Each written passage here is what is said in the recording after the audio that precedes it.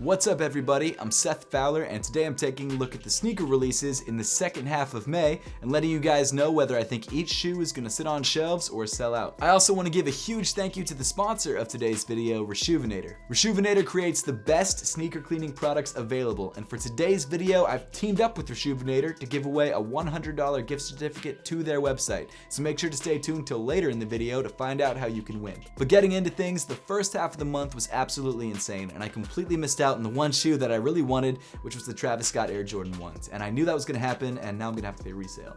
Or I could just let it go, I guess, but I really want the shoe. But if you've never seen one of my sit or sell videos before, basically how it works is I take a look at the sneakers releasing in the first half or second half of the month, let you guys know what I think of each shoe, and also let you guys know whether I think each shoe is going to sit on shelves or sell out. But with all of that out of the way, let's jump right into the video. Starting things off on May 16th, we've got the Nike Presto React in the Barely Volt and Psychedelic Lava colorways. I still have yet to try the Presto React, which I'm actually kind of excited to do because I really like the Nike Presto and I also really like React, so it seems like a match made in heaven. To be fair, aesthetically, I don't think it's as nice looking as it could be. I feel like they could have done a better job of implementing the React and not making it look like an amorphous blob, but I still don't think it's a terrible looking shoe. These two colorways though are probably not going to be the colorways that I'm going to try because I feel like they both look a little weird. The Barely Volt is kind of like a pastel turquoise and purple, and it's just not something I would ever really wear, and the Psychedelic Lava just kind of looks like a key lime pie. It's not something I'd put in my feet. Regardless, I am still excited about the Nike Presto React, and I will definitely be trying a pair when a colorway comes out that I really want to buy. I don't think either of these colorways are really going to convince anyone to buy this shoe, so for that reason, I'm going to give them both a sit.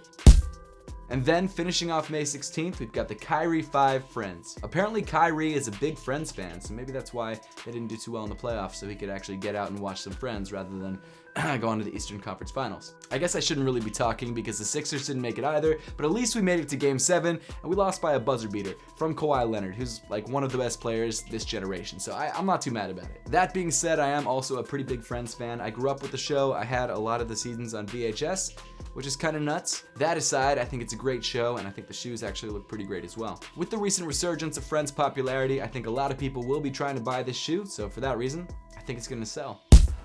Moving on to May 17th, we've got two Adidas LXCon releases in white and black. Both of these colorways have the word LXCon written on the side of the shoe in big, bold font, and it's in the reverse color of what the shoe is. So for black, they have white text, and for white, they have black text. And even though in some cases I don't mind text on shoes, in this particular case, I just don't think it's implemented as well as it could have been, and it's not something I really would want to buy. I also don't think the LXCon is as popular a model as Adidas wanted it to be, and I don't think anyone's really excited about these shoes, so for that reason, I'm going to give them a sit.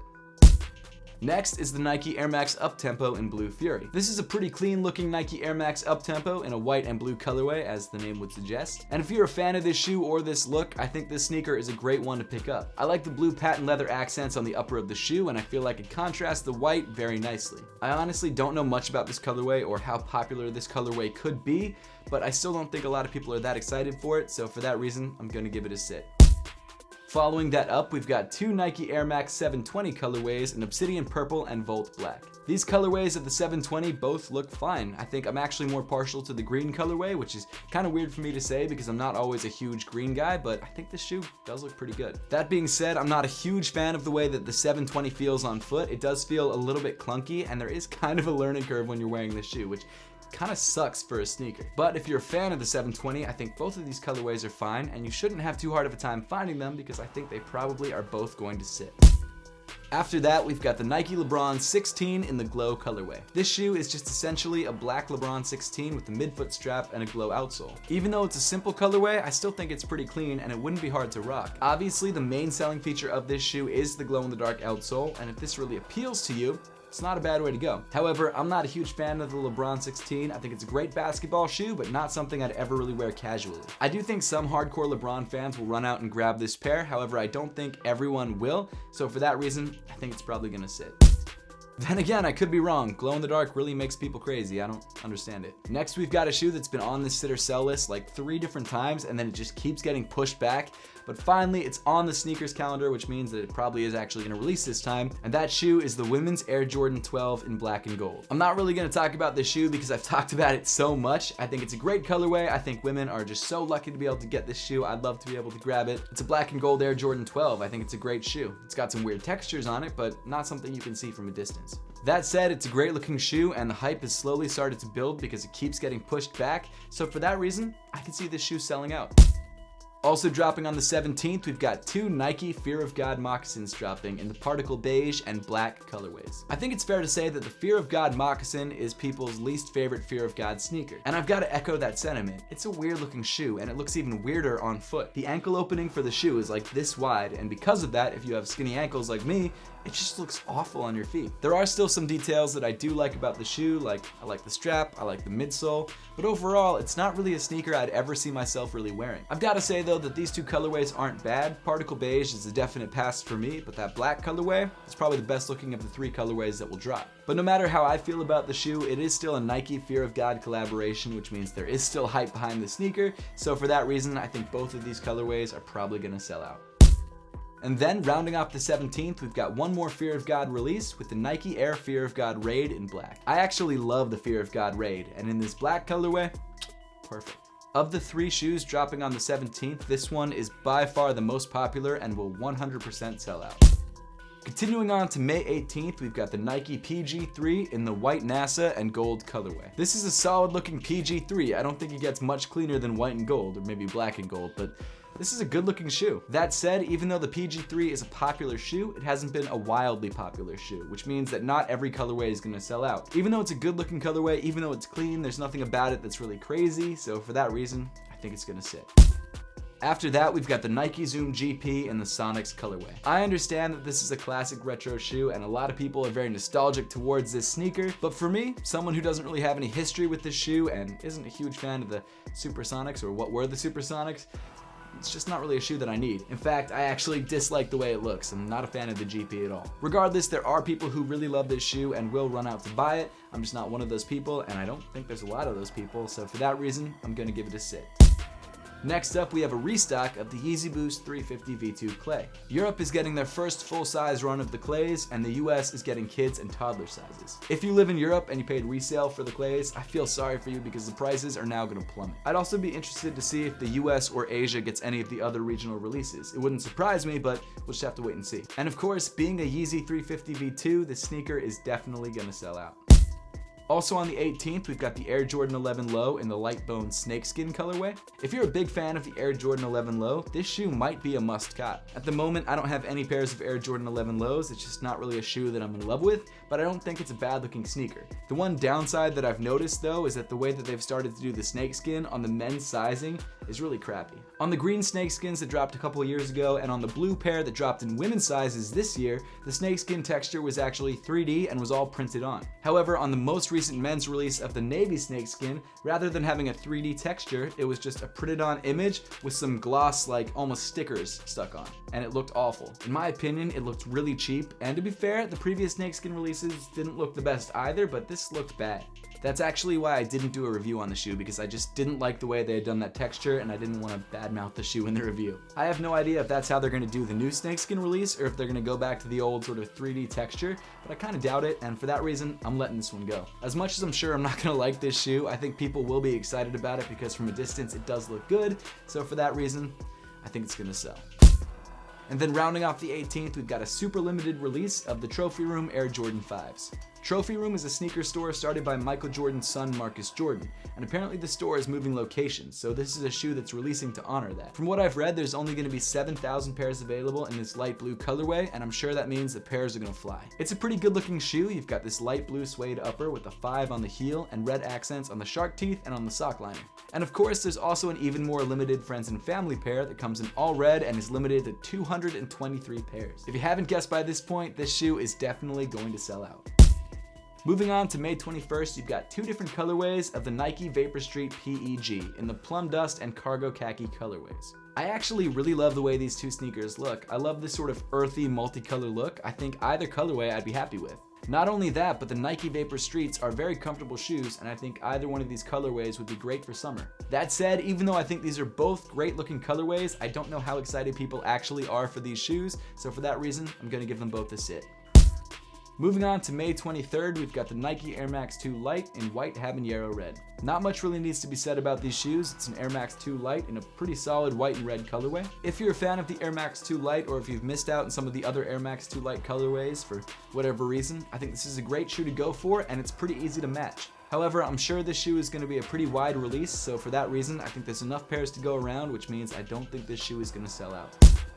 Next up, we've got 3 different colorways of a pretty highly anticipated women's drop, the off-white Nike Zoom Terra Kiger 5. This shoe is a brand new silhouette that's created in collaboration with Off-White and with Nike. Even though we thought the 10 collection was over, which it actually probably is, the Off-White and Nike collaboration is just starting up. The Terra Kiger 5 is a brand new trail running silhouette that has a very interesting spiked outsole and unfortunately only comes in women's sizing. I'm actually really excited to check this silhouette out because it's something different. We don't see something like this too often, especially not from 2 huge brands. The Terra Kiger 5 is releasing in 3 different colorways on May 23rd, white green, black pink, and green brown. I don't actually mind any of these colorways. I think if I was gonna grab a colorway for myself, if they make any that actually get up to my size, I'd probably grab the green white colorway, but they're all not bad. Other than that, I don't really know anything else about the shoe. I don't know the price point, I definitely don't know how they feel on foot, but I'm really excited to find out. And I'm expecting, because these shoes are an Off-White and Nike collaboration, that all 3 colorways will sell out. Before we get any farther in the video, let's talk about that Reshoevn8r giveaway. Reshoevn8r creates the best sneaker cleaning products around, and one of my favorites are the sneaker wipes. I take Reshoevn8r sneaker wipes with me whenever I'm traveling because they're so easy to carry around and they do such a great job. For example, I wore my off-white blazers to a bar crawl this weekend, which was the wrong thing to do because, as you can see, they're no longer a shade of black, they're more a shade of like kind of frosty gray. So what I'm gonna do is use the Reshoevn8r sneaker wipes to clean these guys up. So here we go.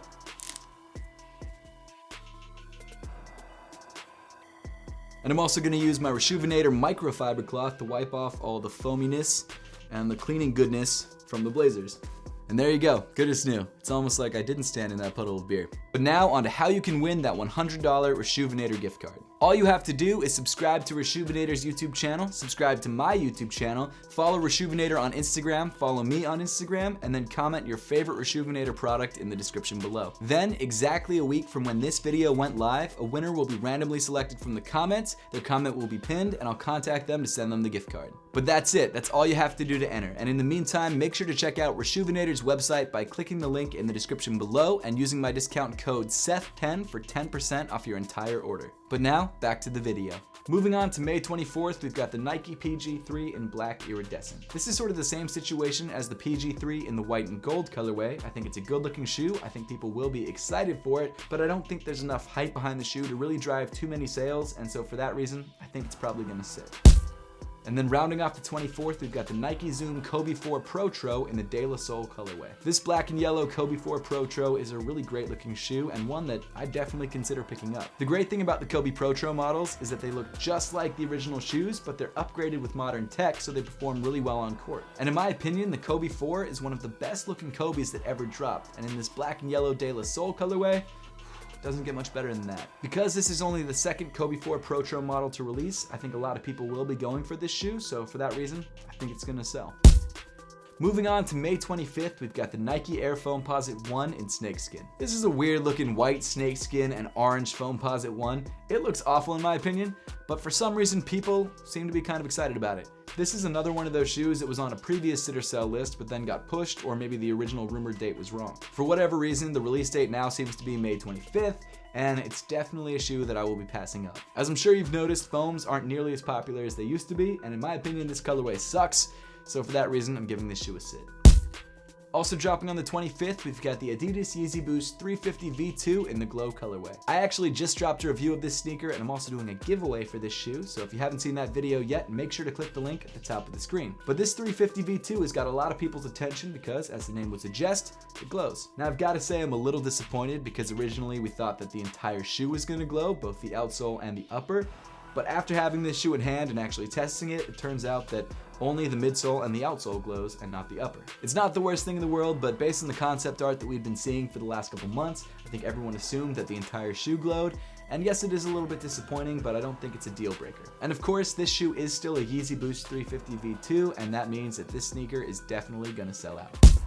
And then rounding off the 25th, we've got two of my favorite releases of the entire month, the Nike SB Air Jordan 1 in the light bone colorway, and the Nike SB Air Jordan 1 in the Lakers colorway. The concept behind this Nike SB and Air Jordan collaboration is really the main selling point behind these shoes. Each one of these shoes appear to be one colorway, and then the more that you wear them, the paint starts to wear off and it reveals a different colorway. In the case of the light bone Air Jordan 1s, they start out as a gray, white, and black shoe, and they fade off to become more of a pink and white shoe. And then the purple and yellow Lakers colorway wears off to become a Chicago colorway. The Lakers colorway is definitely the most popular out of the two, and I think that's due to the fact that it starts off as a pretty clean Lakers colorway and then wears off to become an incredibly popular Chicago colorway. If you want to see me review the Lakers colorway and actually wipe off the paint to become the Chicago colorway, I just dropped a video on Saturday doing that, so make sure to click the link at the top of the screen. The Lakers colorway is getting its first release on May 25th, however the light bone colorway did have a small early release at sneaker stores on May 10th. Both of these shoes are awesome, but I definitely prefer the Lakers colorway,